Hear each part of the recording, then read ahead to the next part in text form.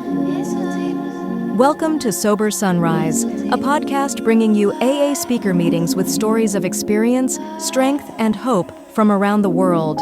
We bring you several new speakers weekly, so be sure to subscribe. We hope to always remain an ad-free podcast, so if you'd like to help us remain self-supporting, please visit our website at sober-sunrise.com. Whether you join us in the morning or at night, there's nothing better than a sober sunrise. We hope that you enjoy today's speaker.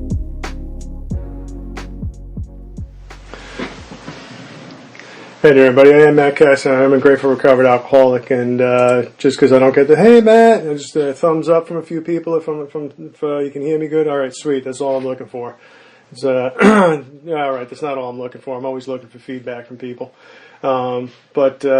No, it's I was sharing before the meeting started. I just finished another 4-step inventory, so I did the fear portion of it, and I'm still amazed after almost 24 years of sobriety how often the need to be accepted and need to be loved still pops up as character defects. So sometimes quickly, sometimes slowly. But as I said, my name is Matt Cassidy. I am a grateful recovered alcoholic, as it says in the big book. I should be introduced that way. My home group is Along with Love and Service Group of Alcoholics Anonymous. We meet on Tuesdays and Thursday nights at 8 o'clock in Ridge, New York, Suffolk County, Long Island. So if you find yourself in the area, please stop on by. We'd love to have you. Fellowship's good, coffee's not so good, but you can partake in both. Hopefully we see you. I do have a sponsor, Dave F. More importantly, he knows that he sponsors me. We do have an active sponsorship relationship, and I do actively sponsor people. So I'm involved in all three sides of our triangle, which I was taught is how you stay sober and happy in the Fellowship of Alcoholics Anonymous. I always start off with the fact that, like I said, my last name is Cassidy. I'm Irish on both sides of the fence. My mom's Irish, my dad's Irish, and in both sides of the family, if you're not alcoholic, you marry one just so you can fit in. I am grateful for that because, if it was not for a sick family like that, I would not be able to fit in with the type of drinking I did before I got sober. It probably would have been a lot more frowned upon if they weren't as sick as they are. And just if you need any proof for that, I always share that one of my uncles just died of cirrhosis of the liver, but whenever anybody in the family talks about Uncle Butch, they always say, "Oh, he died of an infection." Because if we talked about, what he actually died of, then we would have to acknowledge the fact that he literally drank himself to death. I have another uncle who's bouncing in and out of sober houses right now because he can't stay sober. He lost his job due to his drinking. He lost his marriage due to his drinking. Last time I've been to several family functions, I haven't seen him in well over a year.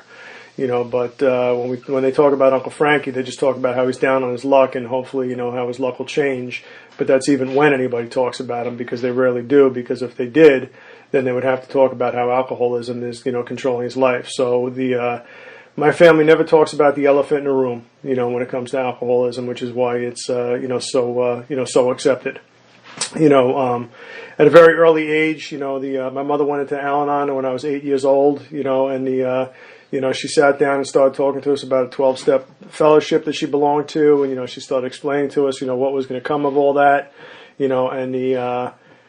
tells the story, and it's probably true because, she didn't kill a lot of brain cells with drinking and, substance abuse like I did, so I'll take her at her word. What she said when we sat down, and she went to tell us about, my dad's alcoholism, she tried to tell us, how sick he was, and according to her, I was like, I knew what the problem was right away, that Dad drank too much, so apparently I can spot alcoholism from a mile away, even before I started showing all the symptoms of it. I do also remember, the first time she took us to one of her meetings, she had told us it was a 12-step program, and I remember they had a daycare down in the basement, where you could drop the kids off, because a lot of the Al-Anon women needed, babysitters so they can go to their day meetings.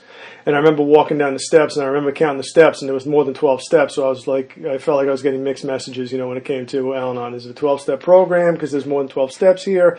Was Mom maybe, mistaken or something? So, even at an early age, I guess, overanalyzing was part of my, makeup.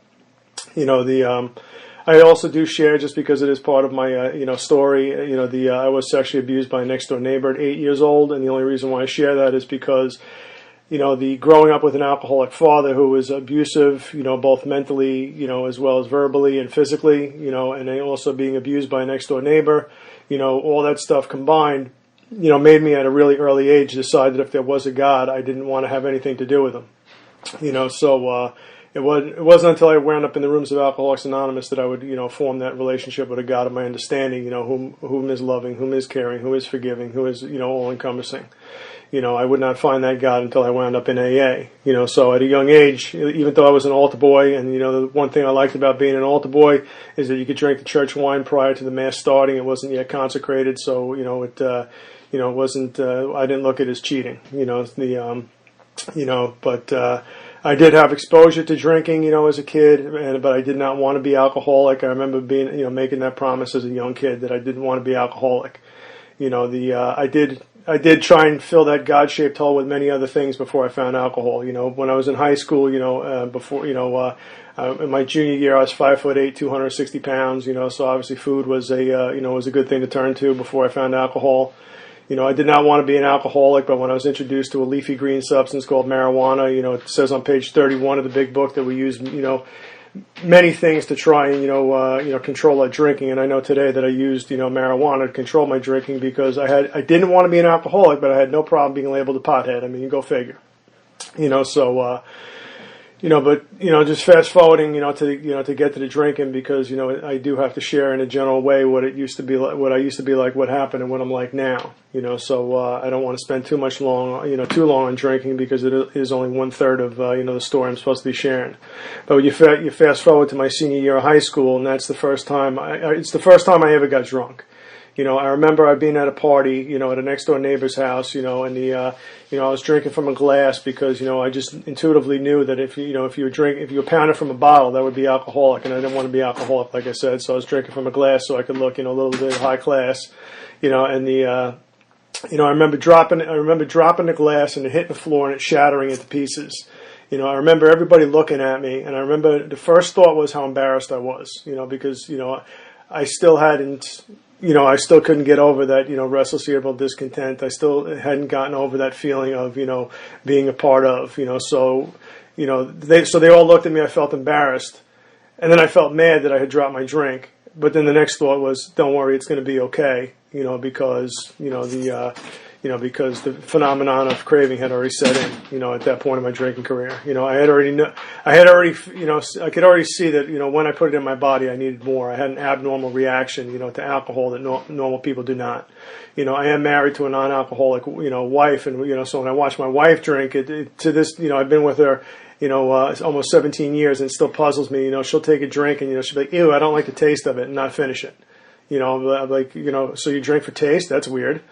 And then she'll drink, and, she'll start to get a buzz, and she'll stop drinking. She'll just, at the drop of a dime, she'll stop drinking. She'll stop right on that dime and be like, what are you doing? What's the matter? Oh, I'm starting to feel it. So I'm like, but sweetheart, the buzz is the beginning of the race. It's not supposed to be the finish line. You're supposed to keep on going. It just, like I said, I look at her drink and it just makes no sense to me. I think alcoholic is the only normal way. But, my drinking came with a lot of consequences, but consequences is, if you are a real alcoholic, it doesn't stop you. You can always rationalize, the next morning, how it wasn't your fault, how it wasn't alcohol's fault, or it was their fault, or you were just in the wrong place at the wrong time. My father was a police officer. He was involved in law enforcement, and as a result of that, I did almost get arrested once for possession. I got away with it because, Dad was a police officer, and the next morning I woke up, it was just bad luck. Actually, I should finish that whole story, because my mom is actually listening on this because, she loves when her sober son gets to speak for an AA meeting. One thing she told us, when she knew my mom grew up in the 60s, so she could spot a pothead from a mile away, even though I thought I was hiding it. She also grew up in, she's never taken a breath without alcoholism being in the picture because her dad was alcoholic. She married an alcoholic and she's got 3 alcoholic sons. So one thing she said to us one night was, she goes, I just, you're going to do whatever you're going to do. I got no control over that. She said, but just do me a favor. Never get brought home by the police. And I, okay, you got it, Mom, no problem. And I couldn't even keep that promise because I did, that night I almost got arrested. I got brought home by the police and, So my mom was upstairs sleeping because that's what, normal people do at, 1 o'clock in the morning. They sleep, so I had to go upstairs and I had to wake my mom up to tell her that there's a police officer downstairs. So now she jumped out of bed, like the house was on fire, not because, she didn't even know what was going on yet. But like I said, the stuff that I put people through, what I know today is that her first thought was that something happened to her husband at work. So she thought she was walking down the stairs to find out that she was a widow. Instead she walks downstairs to find out that a knucklehead son almost got arrested for possession and her other knucklehead son almost got arrested for, public intoxication. So, when I woke up the next morning, all that remorse and guilt and stuff, it's that if consequences sobered people up, that the feeling the next morning would have been enough to probably, make me want to stop. But instead, if you're as alcoholic as I am, you could probably identify with those are the exact reasons why I needed to drink. I needed to go back to something in order to get rid of those feelings because because alcohol, numbs that stuff. It changes the way I get to look at reality. Like when they announced that anybody visiting from out of town, you guys heard some of my buddies from Kansas. I go to a meeting on Monday night, a Zoom meeting Monday night in Kansas. There's a couple of people on here from Canada because I go to a Wednesday night Zoom meeting in Alberta, Canada. So you guys heard a whole bunch of my new Zoom friends, thanks to this pandemic. And it wasn't always that way because, another time I almost got in trouble, I got pulled over for, it should have been a DWI. At the time I was only 19 years of age. Okay, so I should have gotten arrested for DWI as well as underage drinking, and I did have an open container in the car, so, my rap sheet, should have been a hell of a lot longer than, but, again, when Dad's in law enforcement, they let me off the hook, and, I still remember to this day because I came out of nothing like, flashing red lights and the wailing of a police siren behind you to bring you out of a perfectly good blackout, so I wasn't in the blackout when the cop pulled me over, and what, I remember what he said to me was, he gave me two options when he found out, what occupation my dad was in. He said, you can, number one, call a cab, or number two, call somebody to come pick you up. And I said, yes, sir, and I agreed, and he said, if I see you driving on the way home, I will, this time I will arrest you, so don't let me see you driving. I said, yes, sir. And he left. And I remember I was sitting there in the parking lot, in the parked car, looking at a perfectly good payphone that worked. And I couldn't for the life of me think of one person who really gave a crap about me that if I called would come and help me. And nor could I call a cab to come get me because at this point I was living paycheck to paycheck and most of my paycheck was going to alcohol. So I couldn't afford a cab to call and nor could I think of anybody to call. So when it talks about in the big book, the feeling of loneliness, that was about as lonely as, as I think I ever felt, in this world. And, like I said, today, if anything ever happened to me, if I found myself on the side of the road at 2 a.m, modern technology, I wouldn't have to look at a payphone. I could use, break out the old cell phone. And in that cell phone, I have, probably well over 100 contacts of people who could come and help me, because of the Fellowship of Alcoholics Anonymous, so, it's, those consequences don't, never sobered me up, it was definitely, just, it was like, again, when I woke up the next morning, it was wrong place, wrong time. If I took a different route home, I wouldn't have got pulled over. If I had just been driving down that street 5 minutes, later, I wouldn't have gotten pulled over, so, it wasn't my fault. It wasn't alcohol's fault. And, the dance continued.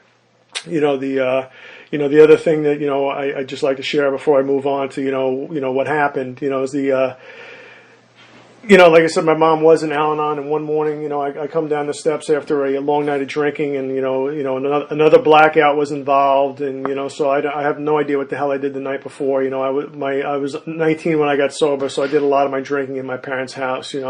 I turned my parents' bedroom, into a dorm room, essentially. I had a fridge in there, and, like a good alcoholic, when I would get the new stuff, you'd have to rotate stock, the new stuff would have to go in the back, you got to keep the cold ones up front. So, I had a little beer distributor / dorm room going on in my parents' house, the just total disrespect and disregard for, who paid the mortgage and whose house it actually was, because selfishness and self-centeredness is the root of my problem. So I come downstairs, one morning, and my mom's like, she's like, I want you to sit down. I want to talk to you. So, what she was doing was, she was doing some of, she had to do what she had to do to feel good. She had to get off her chest, some of the stuff that, was, going around in her head. So she wanted to talk to me about my drinking, and, she wasn't looking to get me sober. She had enough Al-Anon under her belt by that point to know that, anything she said to me wouldn't have an effect, but she just had to get off, her chest what was going on in between her ears. And the only thing I remember, is, from it is like, she wanted to talk about feelings, and feelings to me were just a foreign language. It's like, you talk to me about, feelings. I'm just like, I don't know what you're talking about. It's just like, the only feeling I could ever identify was if you talked about, a feeling called yich, because that's how I felt on a daily basis. I woke up, felt yich every day. And that to me was normal. So you talked about anger, you talked about sadness, you talked about, anything else. I was just completely lost. But that's some of the stuff she wanted to talk about. And what I remember is that, the last thing she said to me was, if you were not my son, I would throw you out. So again, consequences of, oh my God, I could become homeless, and, I don't have it, I'm about to get fired from a job, so I'll become, unemployed also. It was just, none of that stuff crossed my mind. All that went through my mind was, oh, biologically I'm her son, so she's not going to throw me out. So again, off the hook, I just totally disregarded everything that she had to say, because again, selfishness, self-centeredness is the root of my problem. It's always about me, and I'm safe because I'm not going to get thrown out. My drinking did continue for a few months past that. My last drunk was absolutely nothing exciting, to be quite honest. My last drunk, all it did was prove to me the last piece of the puzzle that I would need to have a moment of clarity, that God-given moment where I could see things as they actually were. I was leaving for a party that was going to happen, it was about an hour and a half drive from my house, and I was sitting in my driveway, and I was going to not drink that night. Not because I didn't want to drink that night. I was not going to drink that night because by that point, everybody in my life was calling me alcoholic, except for me. So that Matt, you got a drinking problem. Matt, we think you're alcoholic. Matt, you should do something about your drinking. Co-workers, family, everybody but me knew what the deal was. So I needed to prove to all of these people that I was not alcoholic. By this point, the party that I was going to, it's not because I was invited. Okay, it's because of who my brother was. My brother was, part of that crew, and I was just there as a hanger-oner. Okay, so I was going to this party, and I was not going to drink because I was going to prove to everybody that I was not alcoholic. If you have to prove to people you're not alcoholic, you should probably take a look at that, because chances are when everybody's calling you alcoholic and you don't think you're one, you're probably wrong. But I'm not here to label anybody. I can just share my story. So I leave my driveway with the full intention of not drinking that night. And then what happened to me was about 40 minutes later, as I hit the county line, the next county line, the thought pops into my head. And what I know today was it was that strange mental blank spot. It was that mental obsession. Okay, it wasn't even a thought. It's not like I had to rationalize it. It just popped up like it was magic. Like 1 minute, I got my eyes on the road and not rear-ending the guy in front of me. And the next second, what pops in my head is, but if it's a 6-hour party, and we buy 1 6-pack, and we drink 1 beer an hour, that's not alcoholic, that's social drinking, so you can still drink, and you can still prove to everybody that you're not alcoholic. And what I know today is that's that mental blank spot, that's that mental obsession whose job it is to lie to me that this time it's going to be different. This time I'll be able to control and enjoy my drinking, and I bought into it full force. So the first thing I did when I parked the car, at the party, was take a walk to the beer, take a walk to the place that, sold underage kids beer.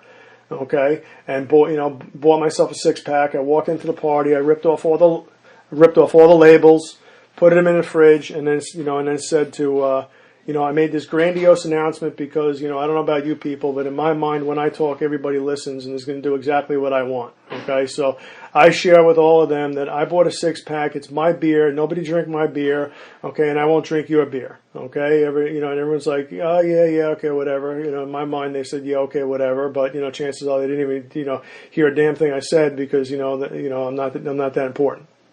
Okay, so I'm at the party and I'm nursing my first beer, and I was not having any fun at all. If I'm supposed to control and enjoy my drinking, as the book says, then I should have been able to do both at the same time. But here I was controlling my drinking, and I was not enjoying it at all. And I remember somebody walked past me, and they had a beer without a label on it, and I knew it was mine. And I was like, okay, these people don't listen to me. Okay, now I can't even keep track of what I'm going to drink, so screw it. I'll just drink. Okay, and again, there's a strange mental blank spot coupled with, okay, the physical allergy because I'd already put some in my body and I was off to the races again. And when I woke up the next morning, like I said, it wasn't anything spectacular. All it was a thought that crossed my mind that was like, what happened to the promise that I was not going to drink? It was nowhere to be found.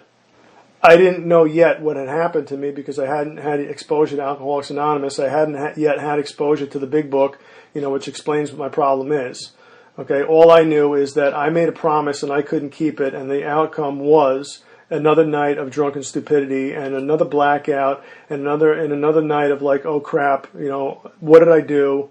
And most importantly, does anybody know that I don't remember? Because blackouts for me were embarrassing because, like I said, I grew up with an Al-Anon, so I knew what a blackout was even before I had my first blackout. So when I had my first blackout, I was like, that's a red flag that should have been seen along the way, but of course it wasn't. So it was. I needed a 2-week period, so it was between that morning I woke up. That was May the 5th of 1996. Like I said, that is my sobriety date to this date. Like Charlie said, he got sober March of 96. I followed, and by God's good grace and good sponsorship and the 12 steps, I'm still following him behind him by 2 months. So God is not good. God is great. When He let Him in your life, and But I had a 2-week convincer because I thought I could still control it by myself. I thought I could just not drink because I didn't want to. And, what I found is there I was not drinking, but I was not happy not doing it. Okay. So I was not happy being sober. It was just, I was dry. I know today, what I was experiencing was what it talks about in a doctor's opinion is I had a relief from the physical allergy. I had a relief because I wasn't putting alcohol in my system. So I had relief from 1/3 of my illness, but what I know today is that I was still suffering from the other 2/3. I just didn't know it.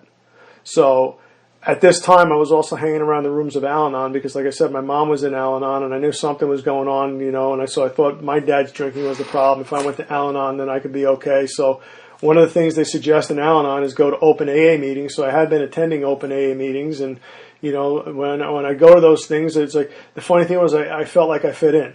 But I rationalized it. It's an open AA meeting, so anybody can come in there. So they must cater open meetings so that everybody feels like they're part of. So that's, what I chalked it up to, So I found myself at an Al-Anon conference, and when the AA speaker came up to speak, I found myself nodding in agreement with the AA speaker. So again, there should have been another red flag along the way that, was unseen. But so what happened was when I wound up in my first closed meeting of Alcoholics Anonymous, and they were like, this is a closed meeting of Alcoholics Anonymous. It's here for those who have a desire to stop drinking. I was like, oh boy, either I belong or I don't, So, when it came my turn to share, when is there anybody new, who need, so I raised my hand and, so I started sharing and I remember still to this day, my first share in AA is, I'm Matt and I'm an alcoholic. I don't know if I'm an alcoholic, but I know I have a drinking problem.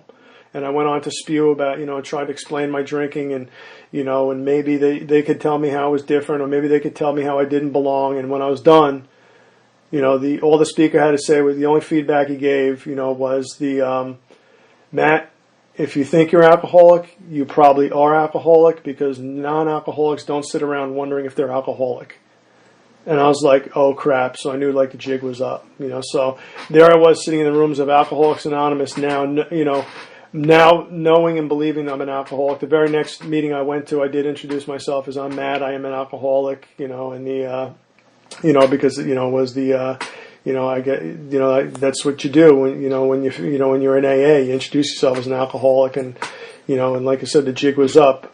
But, what happened to me was, like I said, I came in, I was 19 years of age, I was surrounded by, a whole bunch of other young people, and the young people crowd I was running around with there is, and the AA that I was exposed to, when I first got sober here on Long Island it was a whole bunch of just don't drink, go to meetings, 90 meetings in 90 days, meeting makers make it, it was a whole bunch of cliches that sounded good, but I was sitting in the rooms of AA just not getting better, and I couldn't figure out why, it's like, like I said, God willing the creeks don't rise, and, in 9 days I'll have 24 years, and I've still never made a 90 and 90, because that's not mandatory in order to stay sober. But what I was getting was just all these one-line cliches that just did not have any type of solution behind them. Like Charlie said, we bumped into each other. It was like, you fast forward 2 months later, so I'm about 100 days sober, sitting in the rooms of Alcoholics Anonymous, dying of untreated alcoholism, because what has never happened to me is I've never taken the 12 steps. I knew that it was a 12-step fellowship. I knew there were 12 steps. Like I said, I've had exposure to a 12-step program since I was 8 years old. And so I wanted to take the 12 steps, and I remember to this day I was told by somebody, I was like I want to do a fourth and a fifth step, and somebody told me, well, you're not sober enough to do a fourth and fifth step. You got to wait to do that stuff, So it's people like that who it's like they may be well intentioned, but it was people like that I was hanging around with the wrong type of crowd, and I was getting the wrong message, So when you fast forward, August of '96, I moved down to Greensboro, North Carolina. Okay, because I wanted to go back to college. I had already done a year of college in Greensboro. I did, I like to say UNCG saw me 1 year drunk and saw me 1 year sober.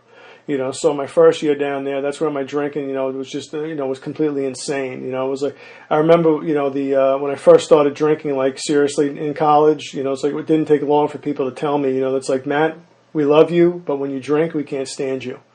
You just turn into somebody completely different. So what they have already seen was that Dr. Jekyll and Mr. Hyde that the Big Book talks about. So again, people long before I knew what was going on knew what was going on with me. So when I found myself in Greensboro, North Carolina, first of all, you all had that Southern hospitality, and you still do, because when I wound up in Serendipity 2 weeks ago, you all welcomed me with open arms. And God, did I just say y'all? I'm like fitting right back in again. All right. But yeah, it's like that. You guys had that Southern hospitality where you welcome me right in, and you're down here, you're visiting stuff. They come on in. And I just felt welcome. And I felt more welcome. Sitting in the rooms of AA down with you guys than I did in my own home group at first.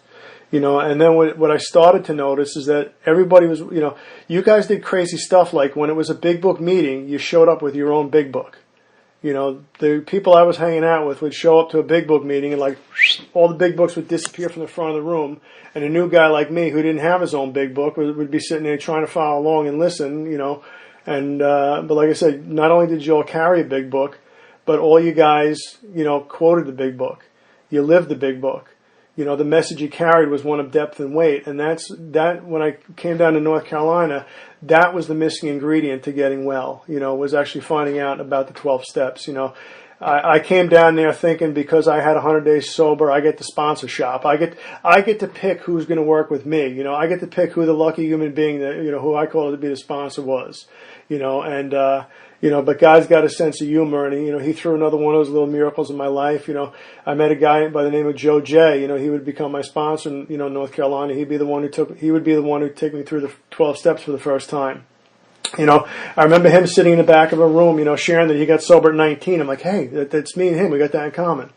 I remember him sharing about, how at first he didn't believe in a God, and he was confused, and he, could have been part agnostic. And I'm like, hey, that's me. I could identify with that, and then he shared until the day he, realized that there was a God of his understanding who could love him and take care of him on a daily basis, and save him from alcoholism, that he could be recovered. And he goes, and how he started crying when he realized that, and I was like, crying's a little too much, but everything else he said I liked, So I went up to him and I asked to be my sponsor, and like I said, he took me in the back of the Unity Club, and he cracked open a Big Book, because again, there he had one, I didn't. He cracked it open, and showed me that the story, the name of the book, Alcoholics Anonymous, the story how many thousand men and women have recovered from alcoholism. He was the first person who showed me that I could get well from this deal, that I would not forever be sick, that I would not be recovering my entire life, and then he started talking about the 12 steps, because he said, I'm going to take you through the 12 steps. We're going to get together. We're going to read the book. We're going to get involved, and we're going to get you. He threw me into service work. I made the mistake one night of saying I was bored, and he said, well, there's a whole bunch of other young people trying to put together a conference. Why don't you get involved with that? And I was like, oh boy. His other introduction to service work, I was like, I always tell the story. I was like, I thought I was doing a good job because I would dump out my ashtray, I would throw out my coffee cup, and I would push in my chair at the end of the meeting. And then I would come to find out that all that meant is that my mother raised me right. His idea of service was to throw out somebody else's coffee cup, dump out somebody else's ashtray, push in a chair, and then not look for an attaboy at the end of it. That you're going to do something for somebody else and not look for anything in return.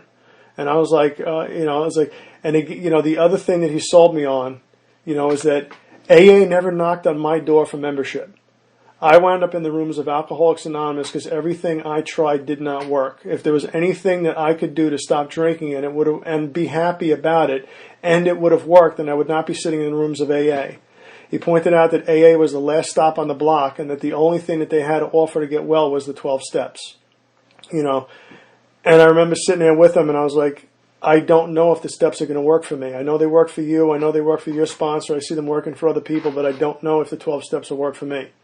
He pointed out the fact that I had not yet taken the 12 steps, so I could not have an opinion on an experience I had not had yet. So therefore, the only thing I had to do was put into action and do the 12 steps and put them into my lifestyle. He pointed out that, that I needed a spiritual awakening in order to get well. That's what it says in We Agnostics. Okay, after 50 pages of being convinced that I can't drink normally, when I put alcohol in my body, I don't act like everybody else, and I can't not put alcohol in my body because of a mental obsession. 50 pages to get me convinced of two things. It's like, I wonder if I was thick-headed. But once I got convinced of those two things, it then says in We Agnostics that the only thing that's going to solve it, is a spiritual awakening. He pointed out to me that spiritual awakening is guaranteed to me as the result of the 12 steps. All I had to do was take them. He also pointed out to me that, after I get to the 12th step, it's not a finish line, it's a beginning, because after I have a spiritual awakening, I then get to carry that message to others. So I would get involved in helping people. And for a guy like me who felt useless in his entire life, the idea of being useful sounded like a pretty good deal to me. So I look forward to someday being able to help somebody. So we got down to work and we started working those 12 steps, and the changes that started to happen in my life, the personality change that started to happen, it was apparent to other people before it was apparent to me. To this day, I'm still my own worst critic. I want to be perfect, but being human forever gets in the way of that. I did them to the best of my ability. I continue doing the best of my ability today. When I left that man, because I would be coming home to move back down to New York, back to New York rather, I left him. I can say that I worked all 12 steps of Alcoholics Anonymous. So when I got back to New York, what I tried to do was I tried to carry that message that was given to me by those people in Greensboro. There's a message of depth and weight in the big book. There's recovery in these rooms. You can get well, and I tried to carry a big book message when I got back to New York, and I was met with a ton of resistance. Those same people who told me I wasn't sober enough to do a 4th and 5th step, the same, now what I started to get is, what do you know? You're only sober a year. You're not as sober as we are. So what they started doing was they started, not knocking me down a peg. They, trying to take away, some of the stuff that I've gotten. And because there's still that part of me, that wants to be liked, what happened was I started to give in, and I started to not share as much, and I started to, slowly, become a, fader inner. I would rather be part of the crowd than stand out. So my recovery consisted of blending in, rather than standing out as a representative of, God's handiwork. I forgot about that part in the 3rd step prayer where I was going to bear witness to those I would help of His power, His love, and His way of life. Instead, all I wanted to do was just blend in and be part of the scenery. You fast forward in my recovery. In 2002, I met my, now wife. I started dating her, and then that got serious, and then we got married, and then we bought a house. And the cool thing about buying that house is, the house I have my name on the mortgage today is the very same house I almost got thrown out of because of my drinking. So that house that I almost got thrown out of, I now reside in.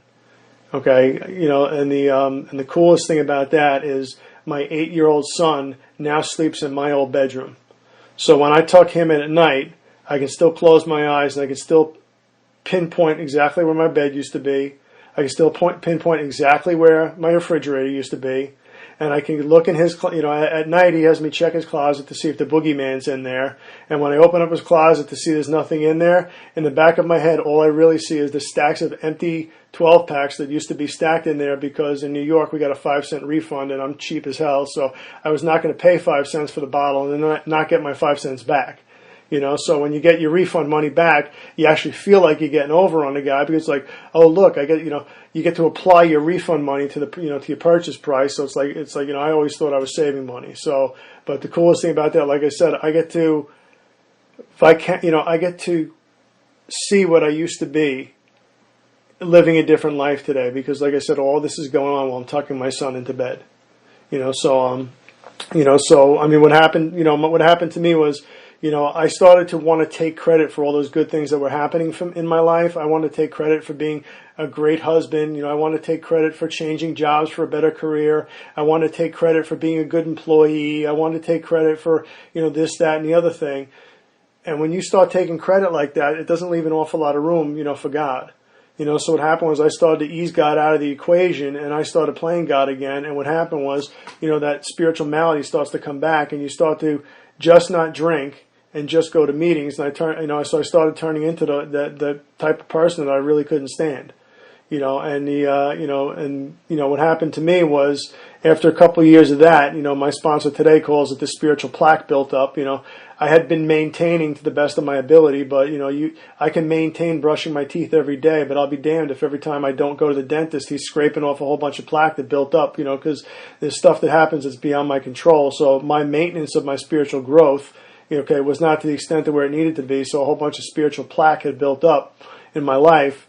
And the only thing I knew that would take care of that was to go through the work again, to go through the steps. So I went out and I bought a brand new big book. I bought a 4th edition big book, because I used to walk around with my 3rd edition, like I said, like it was a badge of honor.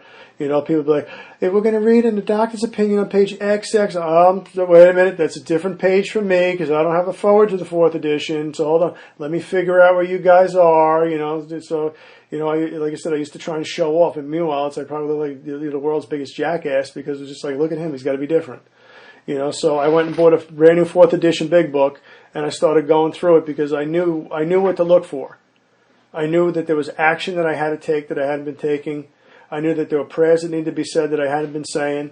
I knew that there were promises that hadn't been coming true in my life, because one of the things that Joe taught me was the most important word in the big book is the word if. Okay, there's promises in the book that have the word if. If you're doing this, then this will happen. So a lot of the promises are contingent upon what I'm doing. I hadn't been doing this stuff, so I wasn't getting those promises. So the promises in the book, in order for me to get them, I had to be doing, the stuff that it's contingent upon happening and that I wasn't doing. So I had to do that stuff. I had a new spiritual awakening as a result of, going through the work again. Okay, and my life did change dramatically. That was in 2010. Okay, you fast forward 1 year, in 2011, my son was born. I know today that was the first sign from my higher power that I was a grown up. Okay, I was 15 years sober when he was born, and I knew that it was at that point that God could trust me with another human being. He could trust me with one of his kids that I can raise, that I could take care of and that I could be responsible for. Because when I came in here, I couldn't even take care of myself. I was lucky. I was lucky if I had showered that day. When I first came in here. So now I could not only was I taking care of myself, but I was part of a marriage. But now I could also raise another human being. Every night when I tuck him in, like I said, it's like in spite of all that picture and everything where it is, whenever I tuck my son in at night, I do ask him every night. I'm like, Dad loves you, right? And every night, it melts my heart. Every night he says yes, because like I said, I was raised, with a father who, I'll be 44, in June. And to this day, I can tell you beyond a shadow of a doubt, give me a stack of Bibles, my dad has never told me he loves me. Not that has anything to do with my alcoholism or anything, but I want my kid to know that he's loved. I want my son to grow up in a household where, because, like I said, I went to Catholic school and I was an altar boy, and when we said Our Father, I used to get pictures of disgust, disdain, not even disgust, but disdain, and because I could not stand the picture of Our Father. But today the Our Father is much different for me, and I know for my son it's probably much different for him because he sees a dad who loves him.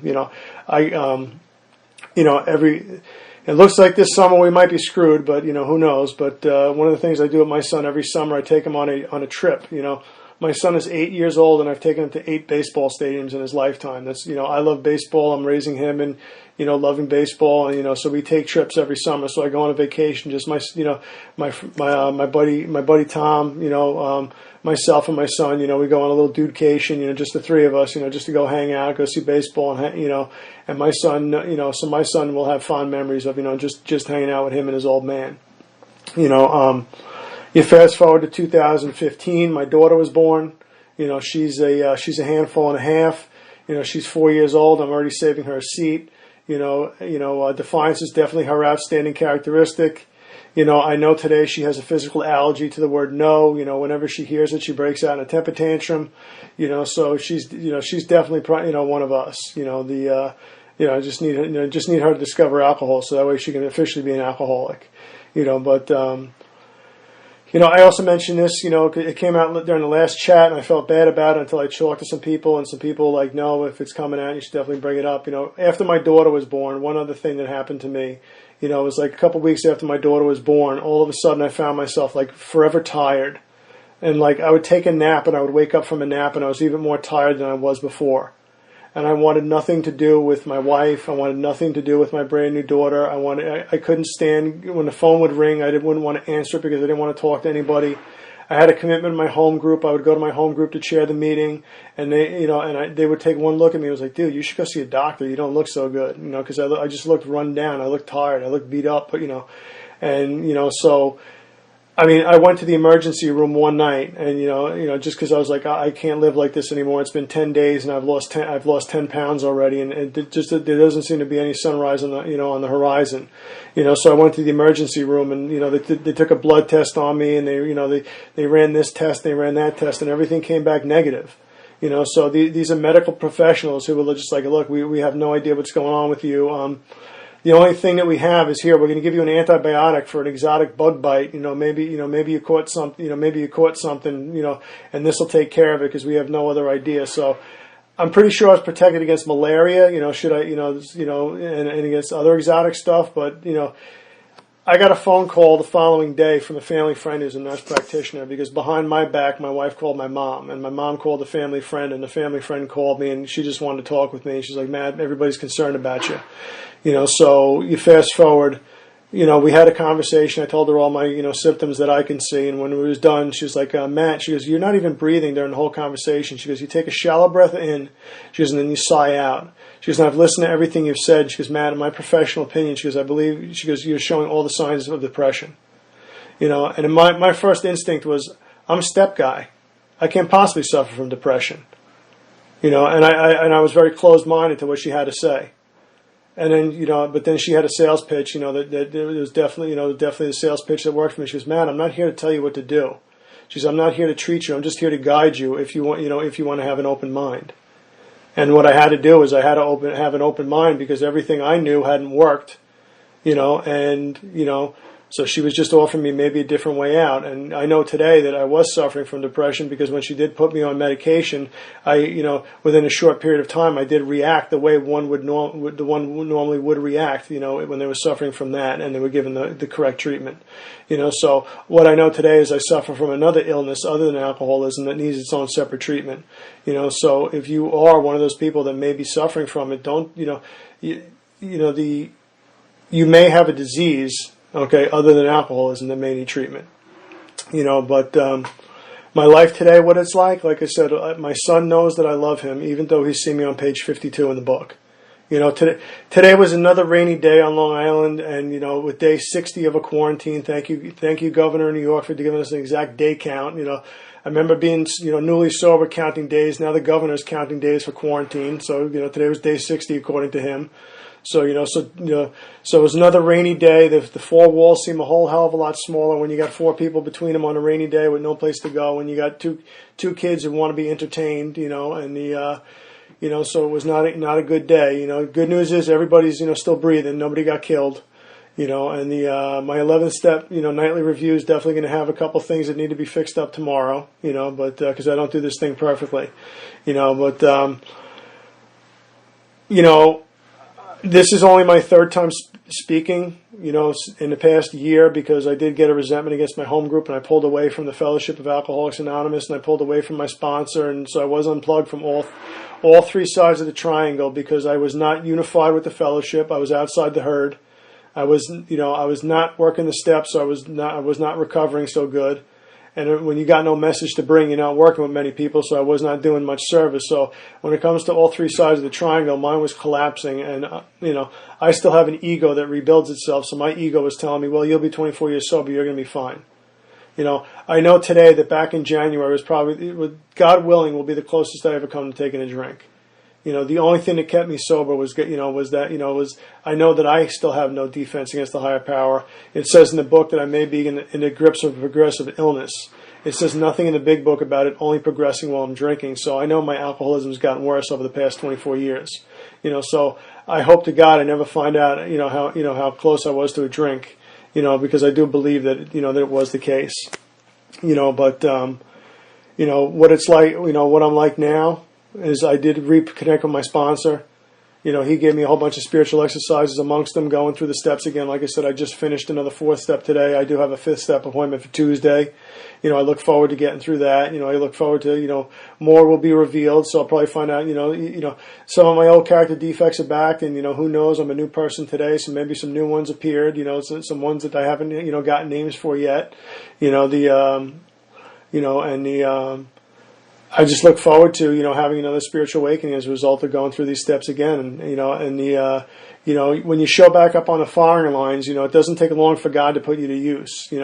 I wound up in a meeting one Saturday morning that was just, you'll intuitively know how to handle situations that used to baffle you. God, what meeting should I go for? I paused. I asked for the right thought or action. I was instructed in a calm, still voice to go to this, Saturday morning meeting. And when I wound up in it, it was before I found serendipity, so I don't think I'm cheating on you guys. Okay, so, but it was a as Bill sees it meeting, and when it came time for my turn to share, again, I care more about saving lives today than I care about being liked. So I carried that big book message that I was rediscovering because my sponsor had me reading through the book again because, it had been far too long since I cracked the cover. So he had me read, and so I shared a big book message, one of depth and weight, and out of that came a sponsee. Okay, so, thanks to this whole Zoom platform, I'm now sponsoring a guy in Canada, who lives in Canada. Okay, and I got friends in, so he's out by Toronto, and again, when they ask who, I got friends in Alberta, Canada today. I got friends in, in Seattle, Washington. So thanks to Zoom, I now have friends in all 4 time zones, of the North American continent. My life today, I have been rocketed into that 4th dimension of existence. I do have a newfound relationship with that higher power. I found out in my life today, like I said, with 2 kids, I got a whole hell of a lot more that I got to give over to God. One of the spiritual exercises that my sponsor had me do, that I've been working with, it says right after taking the 3rd step prayer in the big book, it says the wording, of course, was quite optional. So my sponsor has me write my own 3rd step prayer, one that I get to say on a daily basis. So the good news is it's not filled with thous and thys like Bill puts in there to make them look fancy. It's in language that my higher, that came from my heart, directly to the ears of my higher power. So I can communicate today with my higher power in my own language, and I can meet, he can meet me where I am, because God does not make too hard of terms to those who seek Him. Is another promise in the book. So the more I seek Him, the more I'll find Him. The more I find Him, the more will be revealed. Like I said, I'm living in that 4th dimension of existence today. It's not always perfect. I don't do this thing perfect. My feet are made of clay. Like I said, today was a not so good day. I do have, some amends I got to make tomorrow because I already took my daughter to bed. And when I put my daughter to bed, like I told you how I put my son to bed. But when I put my daughter to bed, every night she has me give her a kiss. So we call it a mooch. So I say, give Dad a mooch. So she gives me a kiss, and I say, and then she goes, and a big hug. So when we give a hug, it can't just be a regular hug where we put our arms around each other. We got to put our arms around each other, and we got to go, because that's a big hug. Without the it's just a regular hug, and we don't give regular hugs. We give big hugs. What my kids are being raised in is a family, they're being raised in the treated disease of alcoholism. They're finding out that hopefully someday when they learn the Our Father, they won't have that disdain in their head of, of they're seeing their father. They'll have a better understanding of what a father is. Because the only, example I have today is, how can I be an example of a loving, caring God to my kids? And that's what I try and live up to every day. I end a lot of my talks with this, and just because to me it's one of the coolest things. I got this coaster in my big book. Okay, on one side, and I'll hold it up to the camera, it's got ice cream on it. On the other side, it's got beer on it. Okay, my 5-year-old son, when he was 5 years old, we were sitting at a restaurant one day, and he slides it across the table to me, and he goes, "Dad," he goes, "do you like ice cream?" He turns it over and he goes, "Or do you like beer?" And I said, "Well, buddy, we're out on dude's time right now," which meant it was just me and him. Okay, so we're out on dude's time right now. I says, and we're having ice cream, so Dad loves ice cream. And I turned it over and I says, and Dad doesn't drink. I said, so Dad doesn't like beer. And so my 5-year-old son, with all the love in his voice and all the love in his eyes, looked at me. And he goes, "Dad," he goes, "you do drink." He goes, "You drink a lot of coffee." When I was 5 years old, living with an alcoholic, if you asked me what my dad drank all the time, coffee would have been the furthest thing from my mind. My 5-year-old son thinks I drink too much coffee. And if that's what my kid thinks I drink too much of, okay, I'll take that any day of the week. Because, like I said before, God is not good, God is great. Okay, so I'm convinced today of the 3 pertinent ideas: that I'm alcoholic, I cannot manage my own life, that probably no human power, including myself, can relieve me of my alcoholism, and that God could and would if He were sought. So it's up to my job to do the seeking, and it's up to God's job to do the miracles. And so far, so good, because He's taken a helpless, hopeless alcoholic who walked into the rooms of AA and has turned him into a useful, caring, loving human being. And with that, I'll close. Thanks for having me. Thank you for listening to Sober Sunrise. If you enjoyed today's episode, please give it a thumbs up, as it will help share the message. Until next time, have a great day.